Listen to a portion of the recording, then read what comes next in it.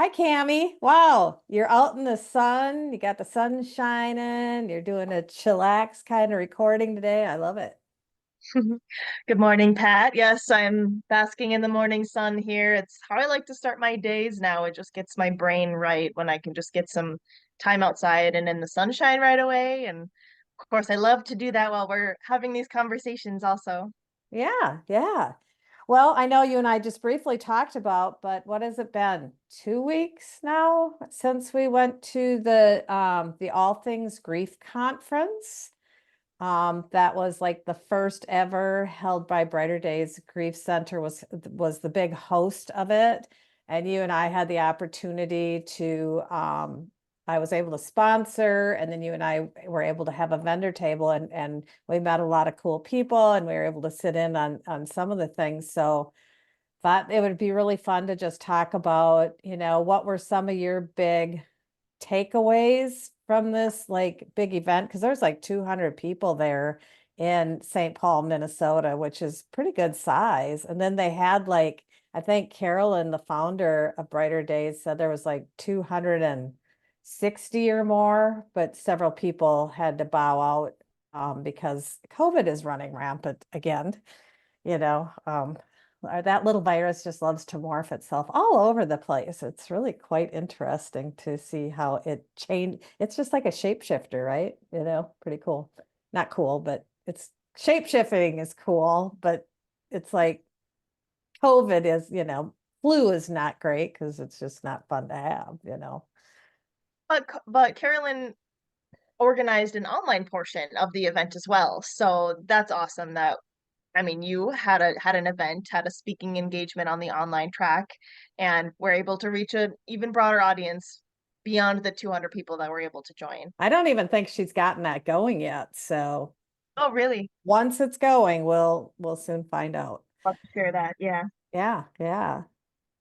Yeah, well, this was super, super validating and affirming for me to be in a space where there's just permission to talk about all things grief. Like so many different grief professionals. You've got, counselors and therapists and people in the palliative care hospice space. We had, there were a couple widow organizations and other caretaker organizations. There were people who were putting together grief boxes and cards to send in condolence to people.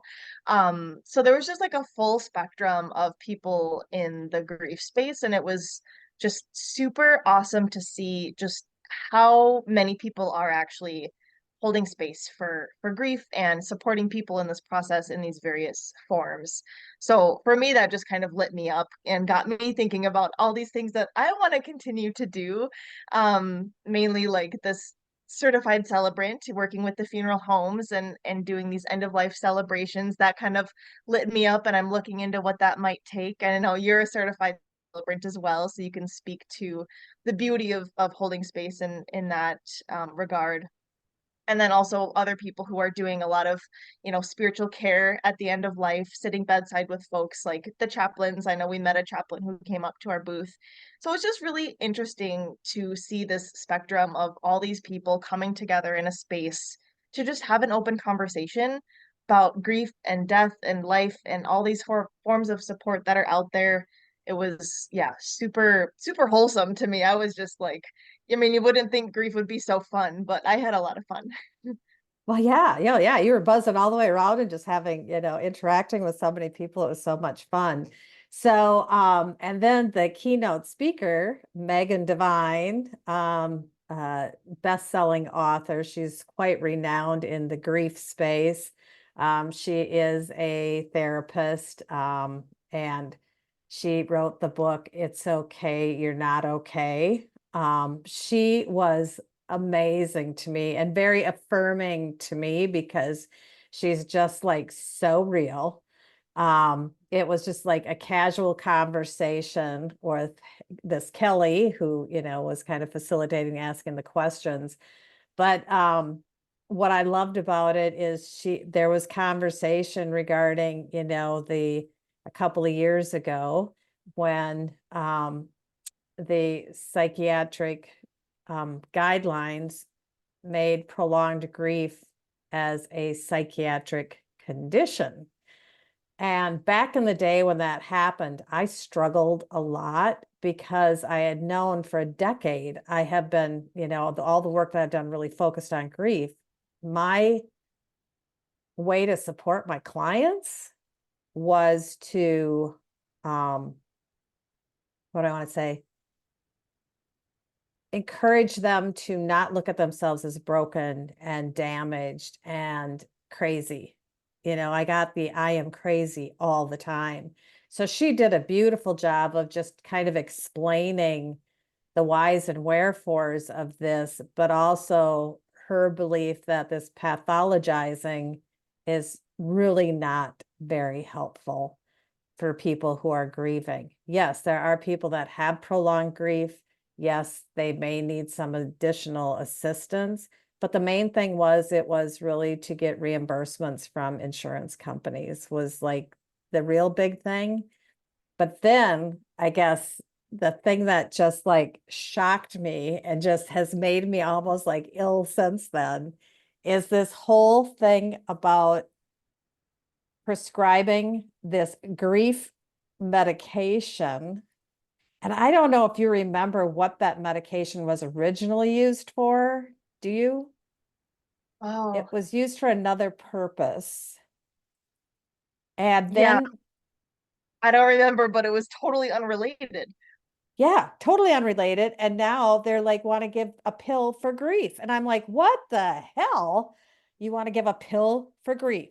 So, in other words, we're not supposed to feel grief. In other words, it is bad to have grief. It's an illness, it's a sickness. So, and that with these big pharma companies, they are going into every, you know, um, general practitioner, your primary care provider, and selling them on the benefits of these drugs. And they're going to be handed out just as easily as antidepressants are, which is super. I'm sorry, I'm going to get on a bandwagon here. Antidepressants But have their place, but you can't have general practitioners writing scripts out for these because if people are on lots of different meds, those antidepressants can have serious, serious results.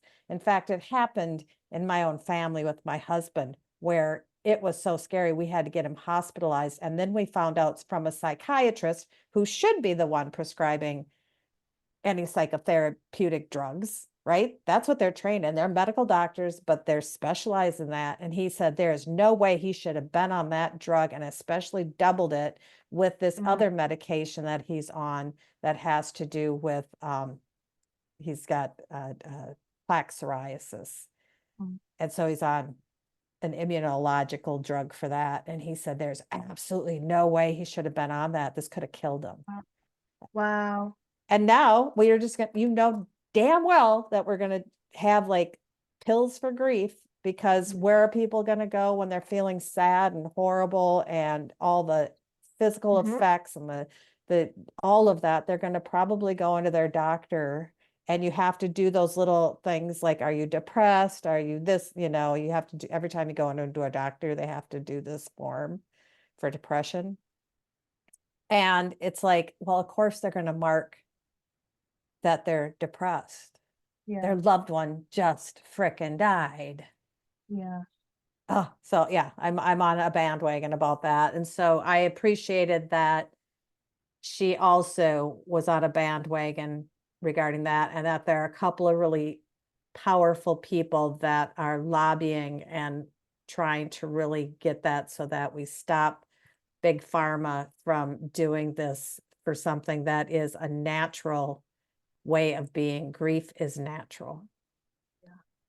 Yeah, and I took notes from Megan's talk and I just pulled up my notes and I made a note on that med that she was talking about, and she said that it was the same medications that are used for addiction.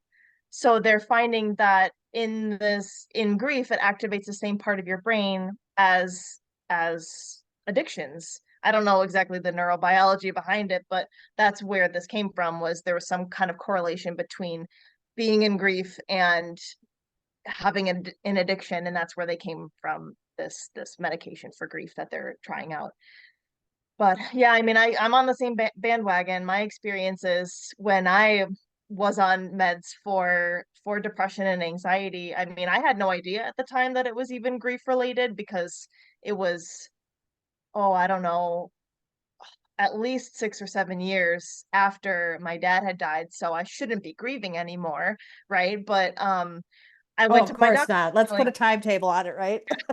right? Like, no, like that's not grieving, you're depressed, you're anxious, let's get you on some meds.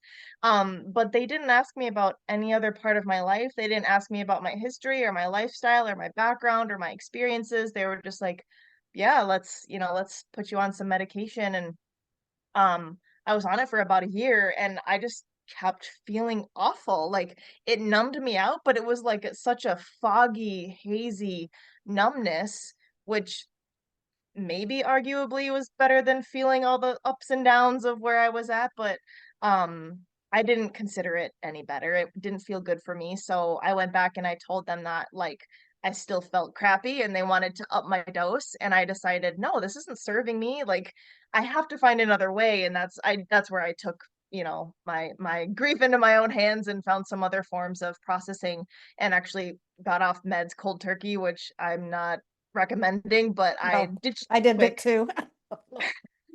Yeah, I decided just to be done with them, and I had other forms of support set up. I was doing a lot of other holistic care at that point. But yeah, I think it's important to normalize these conversations about like what does it really mean to be in that deep dark space where you are looking for support, you are going to your doctor because you feel so crappy, and that seems to be the only way forward is to, this is what the doctor's recommending, let's prescribe a pill. Um, and that riles me up because they don't talk about the grief. They're not holding space or asking these questions where they could at least gain some insight like a therapist might as far as, well, what are some other ways of we might be able to support you? And that's I think what Megan was speaking to during this conference is like, you're not broken. You're not this isn't a disorder. There's nothing wrong with you. This is a normal part of the human experience that's now being medicalized. And that just makes me so upset. Yeah, yeah. So yeah, so you can see, yeah, to get, because a lot of people are like, well, like for our clients, we don't take insurance.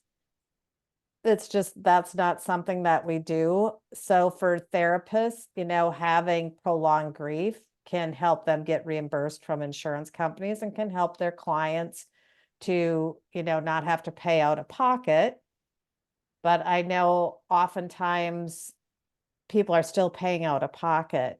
And, I just think you really have to balance that out, the pathologizing of this versus coming to, a grief coach or a therapist where maybe you are spending a little bit out of pocket. But we know, like even in our program, in 8 to 10 weeks, people are so incredibly improved because they've been seen and heard and have actions of, how they can really take ownership and be empowered in their grief so that they're not dependent on popping a pill or for someone else to make them feel better, because it really is within us, and allowing the time to be able to process.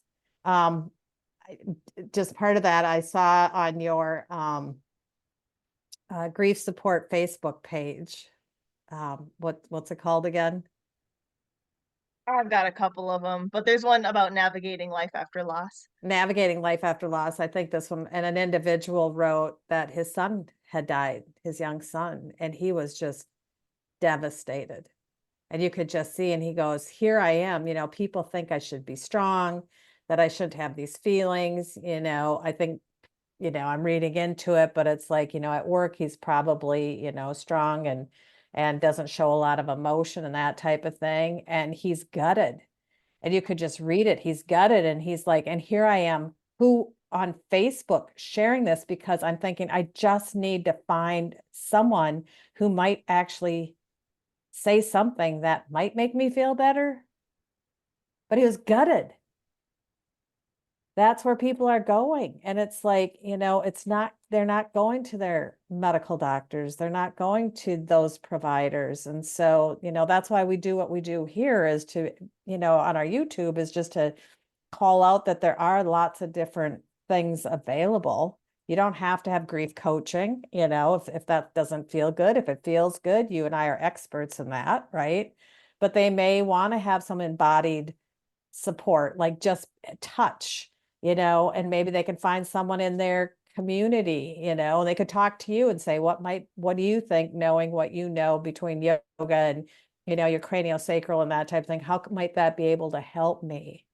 Right. You know, there's just so much there, but they want to be seen and heard and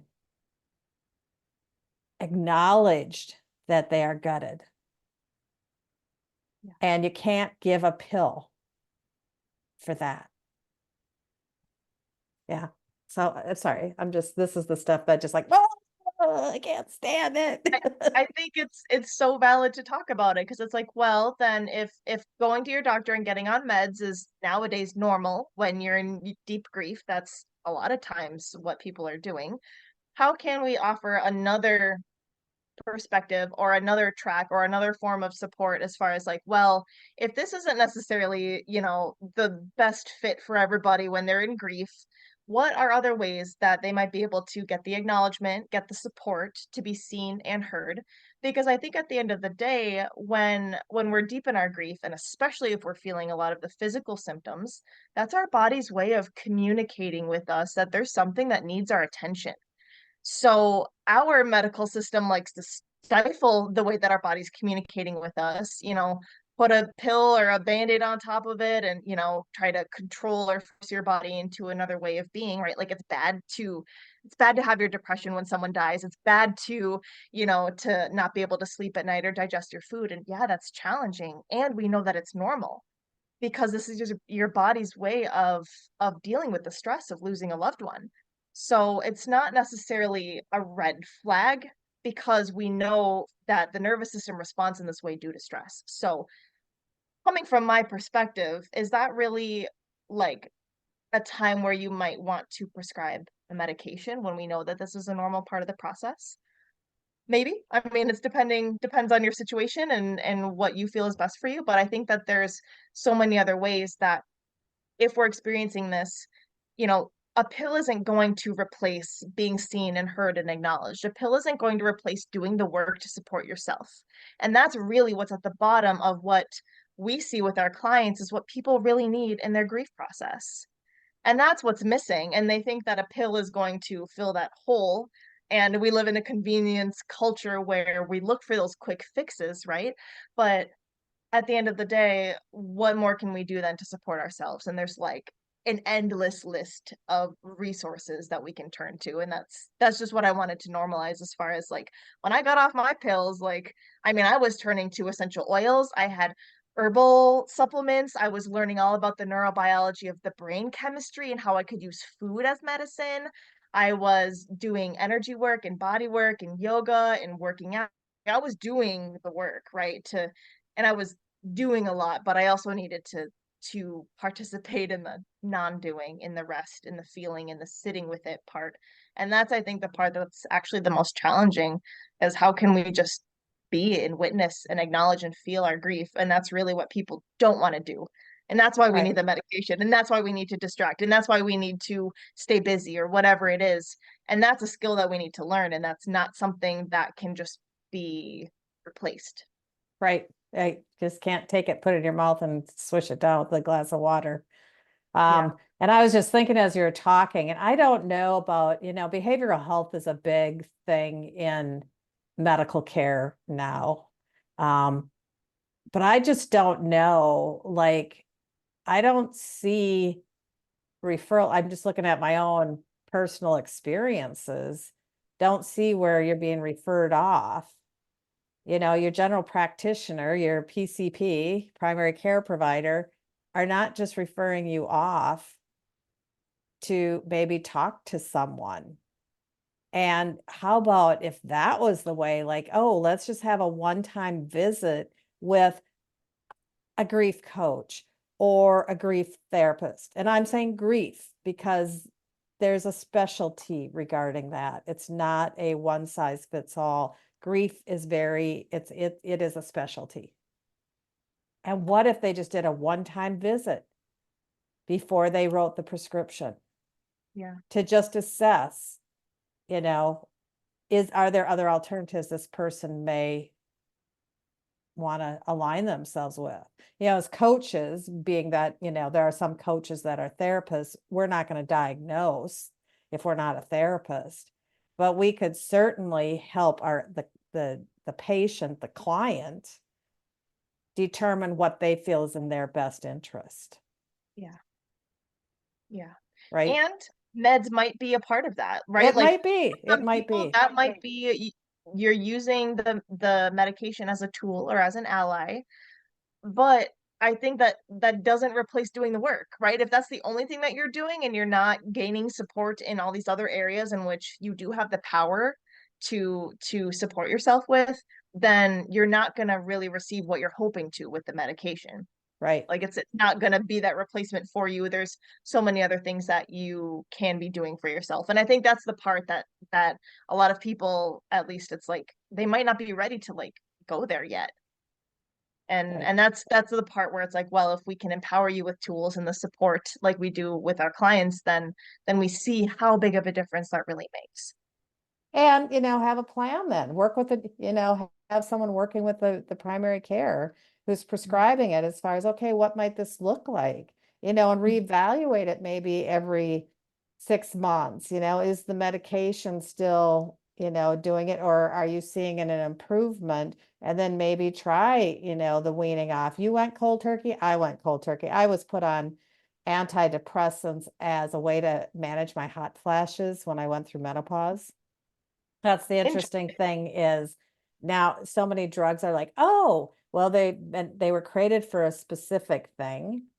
And now it's like, oh, you know, like one of the nerve pain medications, this is an example, is actually was developed for seizure, epilepsy and seizure activity. Mm. But then people, they found, oh, it seems to work for people with nerve pain. Neurontin is that med. Well, for some it may work. For me, it never worked on my damaged arm, but you know, for some it may be a very helpful resource and a prescription for them. But it's like, you know, like we were just talking about here is here's something for addiction. Oh, we're finding that it helps with, well, how many times do you think addiction is, the addiction is maybe manifested? It's a manifestation, is a manifestation of the grief and the trauma. Yeah.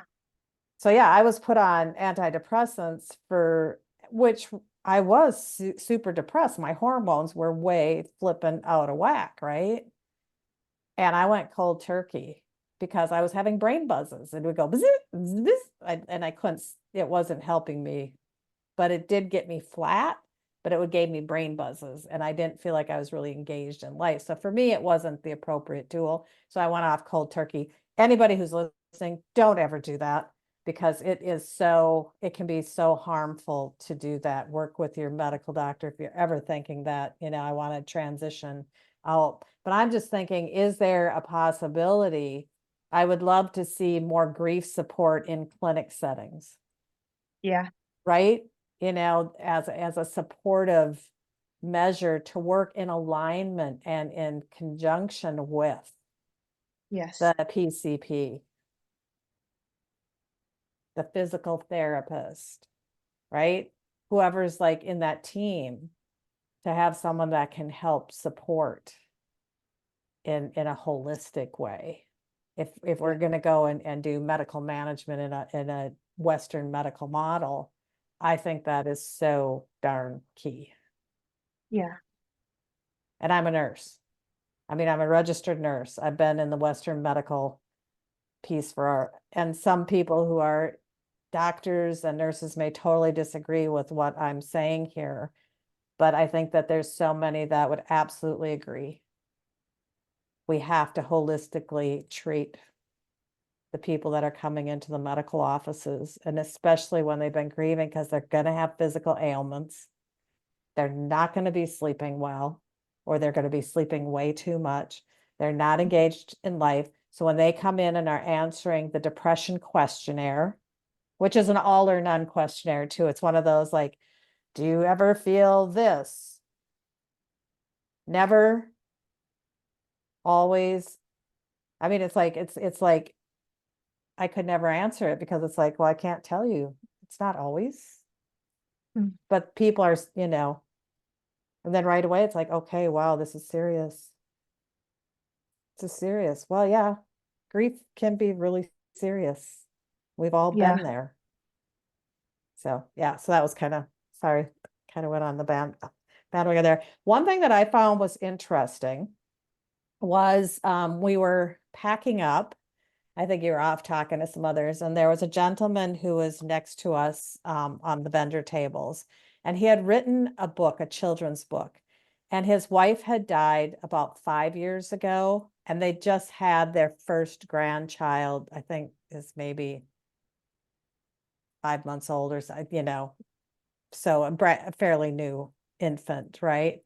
And he decided that he didn't want his grandchildren, he and his wife, even though his wife's not physically here, to grow up without knowing and having that relationship with their grandmother. So he wrote these children books. And it was interesting because we just started talking, because I started asking him my usual questions, what's her name? And, tell me about your grandson, and how long has it been since your wife transitioned? And then he was talking about how tough it was in the beginning. But he said, I didn't go through all those 5 stages of grief. And I said, oh, isn't that interesting that you say that? I said, there's some misconceptions about the stages of grief. And so I needed to explain to him that those were really put into place for people that were in the active dying process. It was for the person who was dying, Yeah. not for the survivors, the people who were grieving afterwards. And he just like lit up. He goes, Mm. wow, I didn't know that. So I said, yeah, you're not going to have the bargaining. You're not going to have, I mean, all of these different things. Your grief was your grief. And so however it has gone for you, and you found an outlet by writing these children's books and supporting, and honoring your wife in that is your way that you were moving forward, and you didn't have to go through the anger and the bargaining and all of this type of thing to acceptance. So I thought that was very interesting, because there still is a lot of misconceptions out there as far as how am I supposed to grieve. Yeah.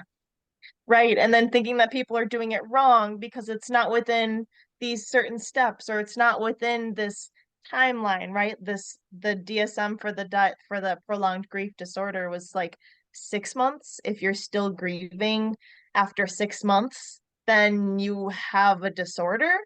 Like, no, like your grief is your grief. It's your journey. It's going to look different for everybody. There's no due date. There's no order that it has to go in. And I think just normalizing that gives a lot of validation to wherever people are at in the process. Like you saw how he just lit up, like this was his journey. And it seemed like he was kind of thinking that there was like, well, did I do this wrong? I didn't go through Right. these stages, right? Yeah. Yeah. Yeah, I would say that now I've been doing grief coaching for many, many, many years now. And 99.9%, no, I would say 100% of all the people who have come to me have been over that 6 month point. So Oh yeah. effectively, every single one of the people that came to me for grief coaching could have had a DSM, prolonged grief disorder diagnosis.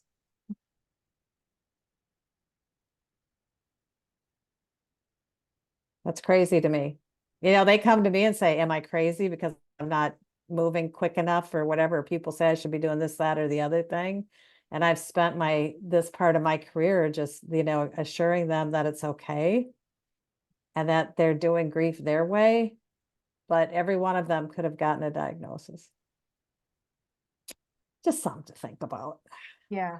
Yeah, and I did look it up at one point too, and to qualify for that, you need to be experiencing on a daily basis 3 or more of the symptoms of grief, which is like feeling sad that they're gone, um, feeling like you don't have a sense of meaning, or purpose, all these things that we address in the Breathe program, as far as how can we, manage or work with our emotions? How can we honor our loved one and remember them? How can we find a sense of meaning and purpose again? Like all of these things that we are helping to support people with are exactly the symptoms that were listed in the DSM, as far as, well, if you're doing this, then something's wrong and you're broken and you have a disorder. And I just think that's wild that you just slap a label on there like that, and it just takes your power away, right? Because it's like, here we are. We know that we can shift all of these things within a matter of weeks. We've done it time and time and time again with our clients. Yet, I think when we put this label, and it reinforces this victim mentality, like, there's nothing you can do about it. You need a medication. You have this disorder, and that's just the way it is, right? But it's like, well, what if it's not? What if this is just a box that we're trying to shove this complex human experience into that doesn't actually fit in a box? Right. And it doesn't. Nope. I have never seen anyone grieving or anyone's grief experience fit into a box, ever, including myself.